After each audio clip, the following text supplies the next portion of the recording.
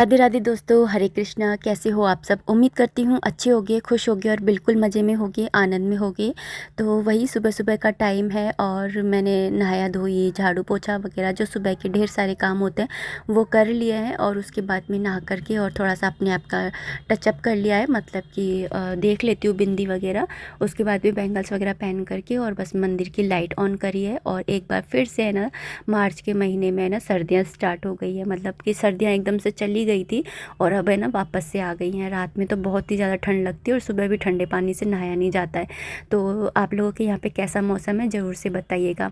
तो यहाँ पर ना मैं बस पट तो खैर मैं लगाती नहीं हूँ नवरात्रों में। मैंने कल भी बताया था कि 4 रातें ऐसी होती है जब रात्रि होती ही नहीं है, तो पट नहीं लगाती हूँ। बस है ना थोड़ा सा आड़ कर देती हूँ, क्योंकि हमारा है ना मंदिर के अंदर ही हम लोग सोते हैं ना, इसलिए। तो यहाँ पर है ना बस ढोक लगा करके क्षमा याचना करी है और उसके बाद में मैं ना सबसे पहले अखंड ज्योत की ही देख रेख करती हूँ, क्योंकि रात भर ना वो जली रहती है ना। और मतलब ऐसा नहीं है कि आप रात में उसको चेक नहीं कर सकते हो, सो गए हो तो मैं बीच बीच में ना नींद में मतलब उठ कर के एक बार ज़रूर से चेक कर लेती हूँ। और मैंने कहा ना कि नवरात्रों में रात्रि होती ही नहीं है, तो फिर ऐसा तो है ही नहीं कि हम मंदिर में जा कर के रात में चेक नहीं कर सकते हैं। तो रात में मैं एक बार उठ कर के और चेक ज़रूर से कर लेती हूँ। अगर घी मुझे ऐसा लगता है ना कि ख़त्म हो रहा है तो मैं उसके अंदर ना डाल देती हूँ। और यहाँ पर मैंने लड्डू गोपाल जी को भी उठा लिया और उनसे पूछ लेती हूँ कि कैसी नींद आई, बढ़िया तो आई ना। और यहाँ पर उनको पानी पिला दिया है। और यहाँ पर ना मैं दिखा रही थी कि अब मैं ना रात के टाइम पे ना दिए को ढक देती हूँ, क्योंकि है ना रात में पंखा वगैरह या कैसी भी हवा लगे तो कहीं दिया बुझ जाए उसके लिए। तो यहाँ पर ना मैं दिखा रही थी कि उससे काला हो जाता है और अंदर की तरफ है ना इस तरह की देखो काजल टाइप है ना बन जाता है। और इससे है ना क्या होता है ना कि हमें अंदर की है ना, जब मैं ढकूँगी ना कल ढकूँगी जैसे, तो है ना मुझे अंदर की आँच है ना दिखेगी नहीं। और मेरी इसके ऊपर ना साथिया बने हुए हैं, जब है ना मैं इसको ढकती हूँ ना तो मंदिर में साथिया बनते हैं, तो इतने सुंदर लगते हैं ना, बहुत ही ज़्यादा।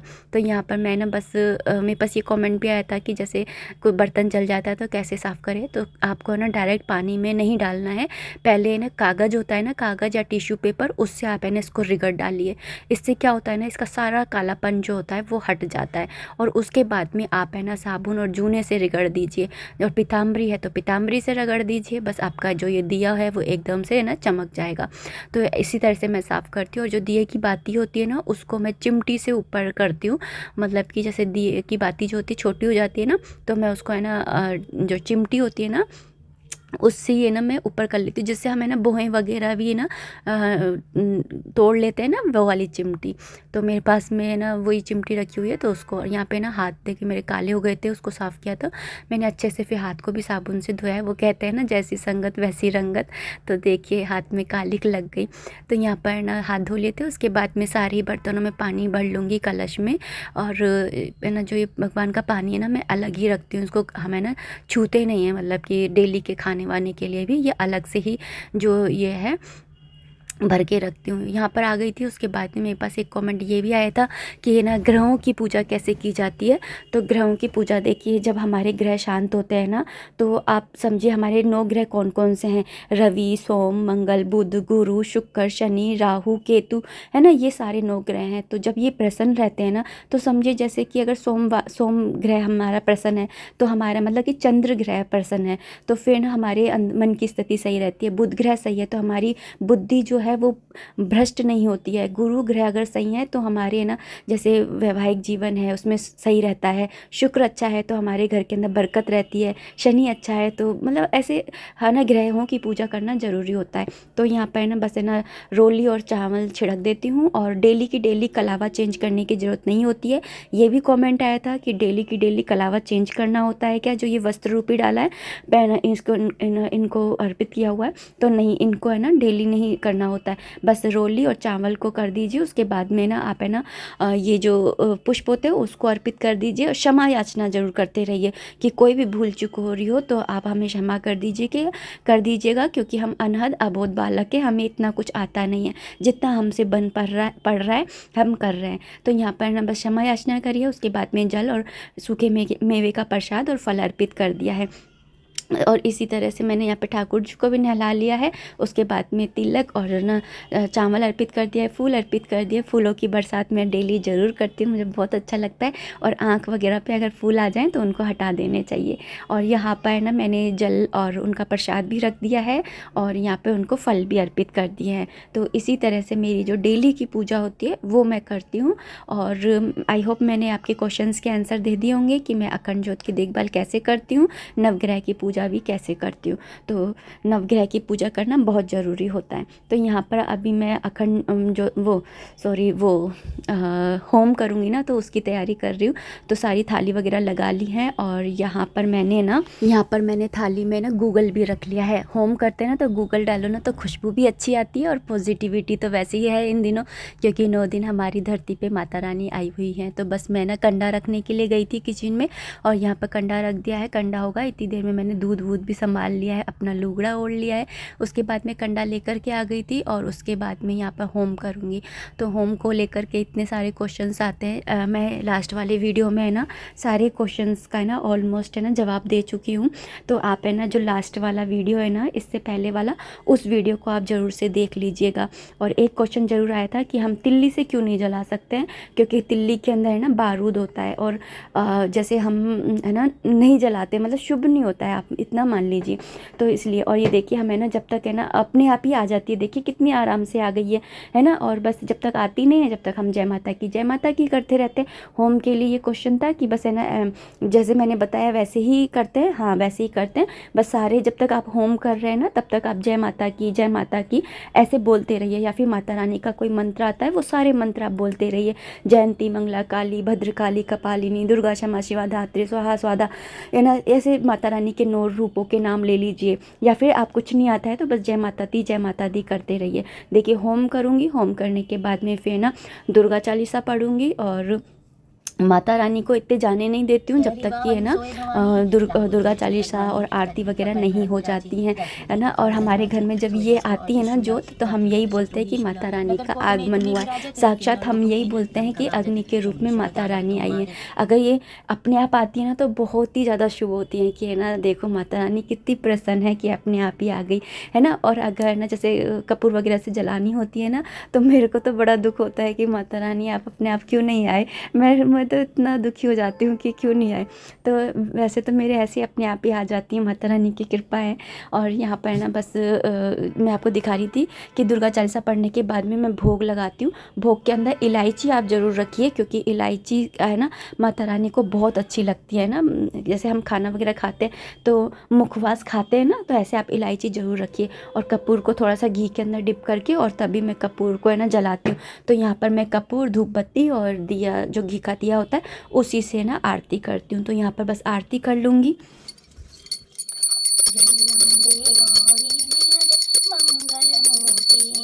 भवं भवानी सहितं नमामि, हर हर महादेव, हर हर महादेव। आरती के बाद में शिवजी भगवान का जो ये मंत्र होता है ये ज़रूर से बोलना चाहिए। पूरे घर के अंदर आरती दिखाइए, जो रसोई घर है उसके अंदर ज़रूर आरती दिखाइए, चूल्हे का पूजन करिए। यहाँ पर ना अन्नपूर्णा माता स्थापित है, उनका पूजन किया है। उसके बाद में बस 3 बार आचमन करके और आरती ले लूँगी। अपने सुहाग भाग को भी दिला लेती हूँ और साथ ही है ना क्षमा याचना कर लेती हूँ। लीजिए आप सब भी ले लीजिए चौथे नवरात्रि की आरती। माता रानी की कृपा आप सब पर बनी रहे, सुख सौभाग्य हमेशा बना रहे।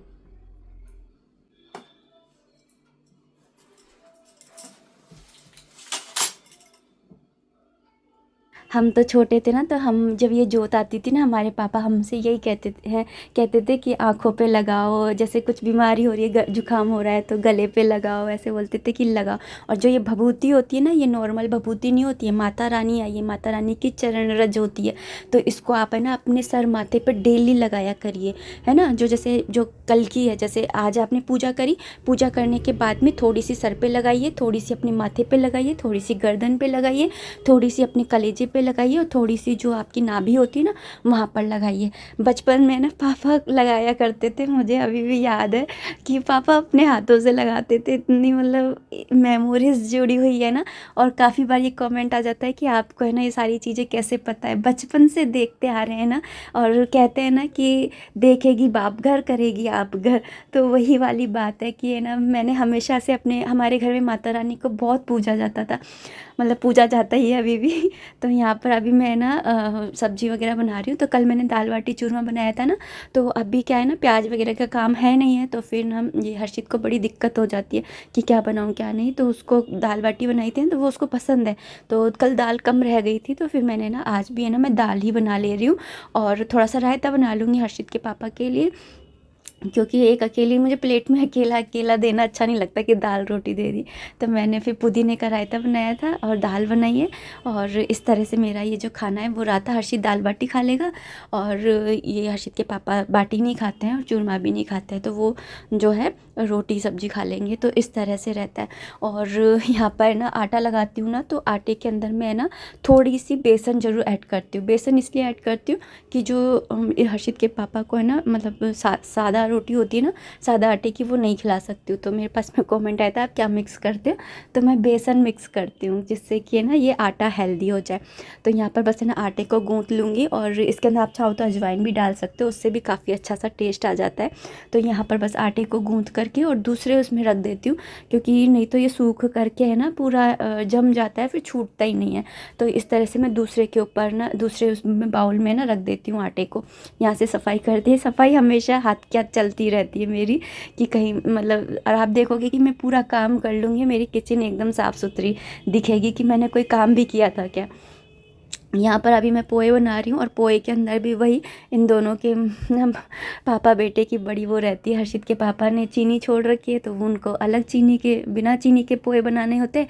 ये हर्षित चीनी के पोहे खाता है, तो उसकी में चीनी मिलानी होती है। तो यहाँ पर टमाटर और हरी मिर्ची का ही छोंक लगाया है मैंने, मसाले डाल दिए थे, नमक डाल दिया है। उसके बाद में मिक्स करके मसालों को अच्छे से, और उसके बाद में मैंने पोहे ऐड कर दिए थे, और उसके बाद में मिक्स करके, और पहले मैं हर्षित के पापा के पोहे निकाल दूँगी क्योंकि वो बिना चीनी के खाएंगे, है ना। और उसके बाद में थोड़ी सी चीनी डाल करके आधी चम्मच, और मिक्स करके, और फिर हर्षित के निकाल दूंगी। और हर्षित के पोह में ना धनिया नहीं जाता है, हर्षित के पापा के पोह में ना धनिया ज़रूर जाता है। हर्षित को धनिया बिल्कुल भी पसंद नहीं है। तो अलग अलग पसंद है दो जनों की ही। तो इस तरह से मुझे ना सब कुछ देखना होता है। और वो होता है ना कि फालतू का घर में कलेश करो कि अरे चुपचाप खा ले, तो इससे अच्छा है ना कि 2-5 मिनट की मेहनत लगती है, लेकिन दोनों ही खुश हो जाते हैं। तो इस तरह से है ना मेरा रहता है। एक कमेंट और आया था कि मैं जो उत्पम बनाती हूँ ना सूजी की, वो कैसे बनाती हूँ, क्योंकि उनके टूट जाते हैं। तो अब की बार जब भी बनाऊँगी ना तो अच्छे से आपको दिखाऊँगी। वैसे तो मैं डेली से बनाती हूँ और इतनी बार आप लोगों को दिखा चुकी हूँ ना, तो लेकिन फिर भी अगर कमेंट आया तो मैं ज़रूर से दिखाऊंगी।